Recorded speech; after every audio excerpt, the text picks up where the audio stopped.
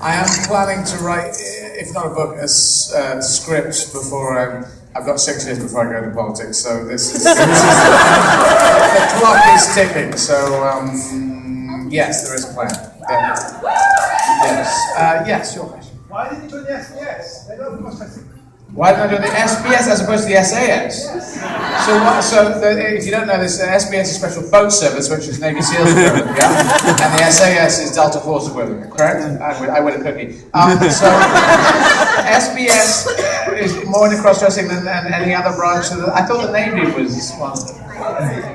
Oh, it is the Navy, of course it is the Navy. Well, I didn't. I had to go and actually do it for real, in the sense of you had to go and do the real stuff if you were in the SBS, and I had to go and do the wearing the dress stuff.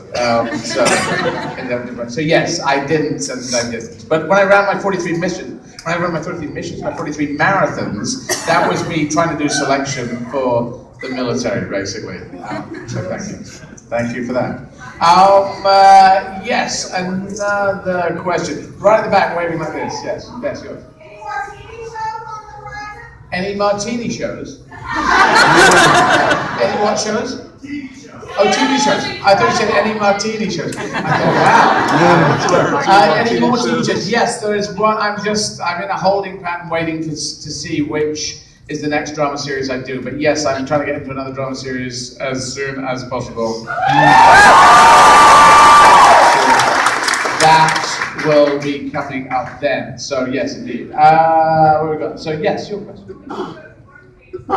What would I do if I wasn't a famous comedian? Well, I was going to go into politics if I wasn't going to do comedy kind of thing. So I'm teach history. Well, I actually didn't like history. Well, actually, I half liked history at school. I liked the dates and the facts. And I didn't like the essay making. I just went to your World War I museum today, and that was and there is. Oops, I was talking something. So I liked. They used to ask me that question in Britain when a lot of kids said, "Why did First World War start?" Because it's a very complex question, and they've got a whole film about why it started, and they just kept asking me that over and over again in tests, and so I got a bit bored of that. But I like the freedom to be able to range through all parts of history. Well, I tried to look for the human elements because I have this theory in history, which is history plus the change in society multiplied by the change in technology equals the future. And that means, well, it sounds a bit silly, but it actually means the repeats of humanity, because we keep repeating ourselves, multiplied plus the change in society, because society moves only plus because it moves at a certain changeability speed, and then multiplied by the change in technology, like Twitter and Facebook suddenly moved Arab Spring revolutions, boom, they suddenly leapt forward. They've been trying to do that for years. So that you can sort of work out where the future's going and hopefully head it in the right direction. This is my theory. So I kind of prefer being able to grab it from Wikipedia, from videos and DVDs, and at my own speed as well. I don't know, because the teaching at school is we need to do that, but there is this way that if you do the autodidactic self-taught thing, you just do whatever you want when you want to, and it's all knowledge. And I don't want to learn about that. I want to learn about sharks now. Now I want to learn about how was this ballot thing constructed, and what was the history of this building. Was this a cinema way around? Yes. Yeah. And so I know that they're massive. Sorry? That's right wing? I think not. No, I don't think picking and choosing your how you teach yourself in that way. I mean, I'm at school. I mean, when you're talking about being home at home, I don't know, but no, I don't think you can say that's right wing. Right wing is killing people. Right wing, extreme right wing is that. But no, I don't think. Does anyone else agree with that?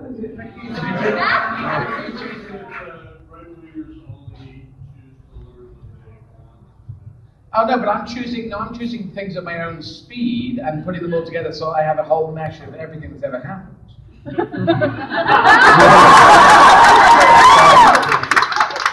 Yeah, that's what I mean. I mean, you mean learning selective things and being, selective quote mining and all that kind of stuff. Yes, yeah, but I'm just saying, learn what you need, the pieces you need. It's like too many questions. Okay, okay, your question, just there with the dark shirt on. Yeah. Not a huge amount, not in my political sphere. So I'm very. It's Senator Al Franken is someone I'm very yes, your question. I'm not. You can take pictures here, but if I do yours, I need to do everyone. So that's why I'm doing this big group thing. It gets tricky. Yes, your question. Here? Yes. What's the best advice you have for us as Americans when traveling abroad to anywhere outside of the country? What is my best advice for you traveling abroad? I just think go broaden the mind, go and say hello to people, try and learn language. If you're trying to learn language, people always they do actually appreciate it. Travel broaden the mind, go anywhere, and be brave and get out there and just do it. I'd say nothing much more than that. Yes, your question, sir. Yes, yours.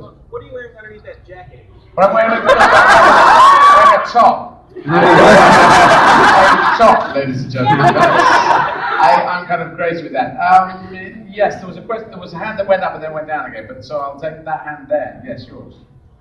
Your hand got a bandage around that. Yeah.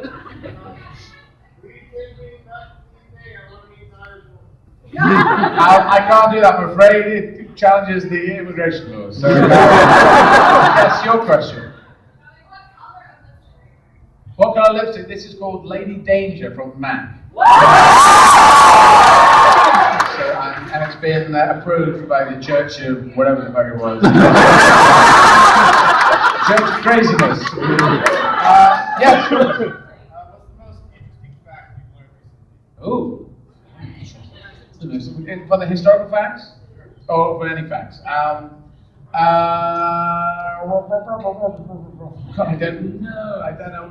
That's when you go to the list like this, I can't even do it. I might have to come back to that one. What's the most interesting thing you learned in World War I? Oh, well, there was something that I pointed out to the people who were running the World War. What's interesting is if you look at pictures of Richmond right at the end, where it's U.S. Grant up against Robert E. Lee, they got into trench warfare because the Gatling gun had been invented. It became trench warfare, and I think the day that war finished, your Civil War, and if you look at what they did in the first day of World War I, it completely joins up. The end of your Civil War is the beginning of World War I. That's how technology works in wartime. It's kind of spooky like that. It just stops and no one invents anything new. And then, because no one really, even if they come up with ideas, they come up with like tank warfare between World War I and World War II didn't move. Even though Little Hart came up with the idea of moving tanks around. Then Guderian said, hey, let's do tangent fist punches with panzers. That's what happened. That's what they moved very fast. And then the Israelis used that in moving lightning speed movements in the 6 Days War. So this is what I know about warfare. Anyway. Your question, right at the back in the sort of fuchsia thing. Yes. Yes. Doing Hannibal was great. Working with Brian Fuller is fantastic. It's kind of spooky doing the thing, but it's not as scary shooting it as it is looking at it. I think, hopefully, hopefully. And it's not my normal end of town, but there is some sort of link between the extreme nature of comedy that makes people's minds jump, and then if you go and play quite a dark character, I think people sort of link those two up in some way. Well, thank you very much. Yes, your question. Who's your favorite comedian? My favorite comedian? Mm-hmm. Well, Monty Python. Sorry? How about current? How current? I'm not sure. I'm just going to say Monty Python. Yes, you might probably know they're doing the last gigs. Yeah. And the last one, the 20th of July, will be linked up by cinema. So you can watch it at cinemas in Kansas City. So yeah, get that, because that could be the last ever. Favorite comedian right now at the moment? I really like Patton Oswalt from American Comedians. Michael Bigley as well. I just retweeted he's touring as well. I'm playing 32 cities, he's playing 35, so he's 3 ahead of me. So I have to catch up on the second leg. Oh, well, no, we can't get into those things. Yes. So.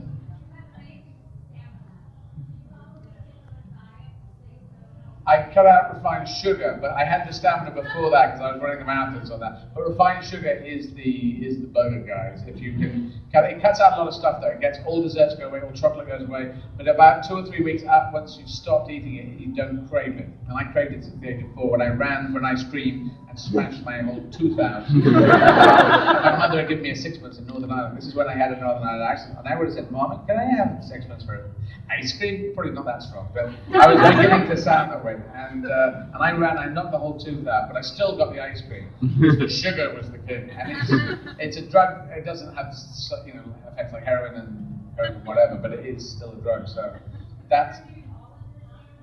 Now the stamina, I think I was given the stamina gene. I might have been given the stamina gene. I was a determined little bastard at school. I've been quite determined ever since. Just a little bit. We have one more question, and where am I going to go? All right, in the back, you're sir, the sort of reddish top. Oh, that's no good. Right, was the woman in the Beatles shirt? Did you have a question? No, you didn't. Okay. Okay, your question.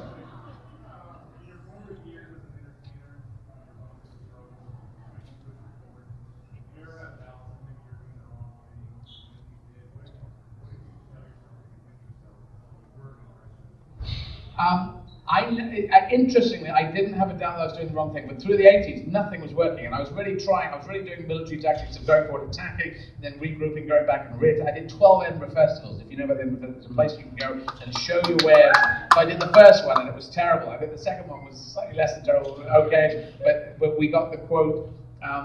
The Scotsman said, "This is a load of shabby old tats," was the thing. So it was pretty terrible, but we did get a vaguely good quote after that. Then there was a third one that was sort of, and then I gave up that and I took up street performance. So it was just a lot of nothing. But what I did actually was instead of burning my bridges behind me, I flamethrowed my bridges. So I had this accounting degree that I was doing, and I knew if I got it, my stepmother would have said, "You got to use that she was pushing," and my dad was going, "As long as you're happy," but my stepmother was doing it on behalf of my dad, saying, "You've got to a boarding school, you've got to pay back now." And I'm going, "No, I'm going to live my life, and I'm going to do what I want."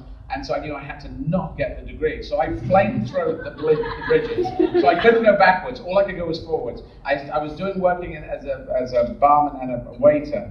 And I remember talking to one of the guys who was waiting. He said, "Oh, you'll never become an actor. Yeah, no one ever becomes an actor." It was that kind of lack of belief system. And I never met anyone who'd earned any money doing it, ever. And I thought, I'm just going to have to hang out with people who are doing it. And so I made it so that I was living with performers and hanging out with performers. And I was either doing that or I was not doing anything, because I just had to live in that believability. It was so hard to get the believability happening.